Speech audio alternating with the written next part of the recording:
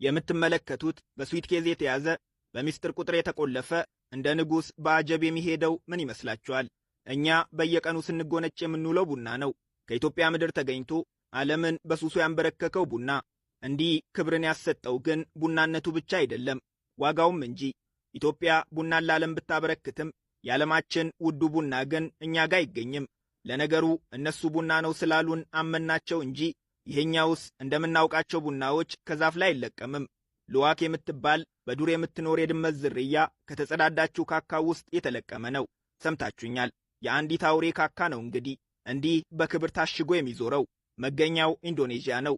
ታሪኩ ሊያስደንቆት ይችላል። ሀብታሞች ደግሞ ለየት ያለ ታሪክ ይወዳሉ።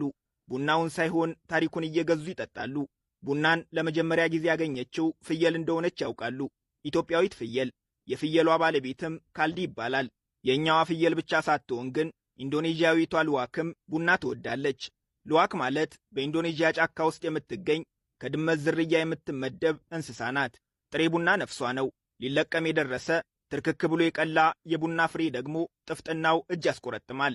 እንደነገርናችሁ ልዋክ ጣፋጭ ነገር ትወዳለች። በምትኖርበት ደን ውስጥ የሚገኝን የጫካ ወይም ወፍ የዘራው ቡና አንድ በአንድ እየለቀመች በፍቅር ታጣጥመዋለች። ነገር ግን ትናንሽዬ መንጋጋዎቿ ቡናውን አድቅቆ ለመፍጨት አቅም የላቸውምና ገለባውን እየፈለቀቀች ብቻ ቡናውን ትውጠዋለች። ከዚህ በኋላ ተፈጥሯዊ ሂደቷን ጠብቃ አንድ በአንድ እያጣጣመች የዋጠችውን ቡና እንዲህ ሰብሰብ አድርጋ በካካ መልክ ታስወግደዋለች። የእሷ ካካ ግን እንደ ዘመዶቿ የትም ወድቆ አይቀርም። ካካዋን በጉጉት የሚጠባበቁ ገበሬዎች አንድ በአንድ እየለቀሙ ስብስብ አድርገው ያነሱታል። ቀጥሎ ይታጠባል፣ ንጹሕ ቡና ይወጣዋል፣ ይቆላል፣ ይፈጫል። ይህንን መስሎ ለዓለማችን ቢሊዮነሮች በልዩ ክብር ይቀርባል። ለምን ለቢሊዮነሮች ብቻ ካላችሁኝ መልሱ ቀላል ነው። እነሱ ካልሆኑ እኛማ ኬት አምጥተን እንገዛዋለን?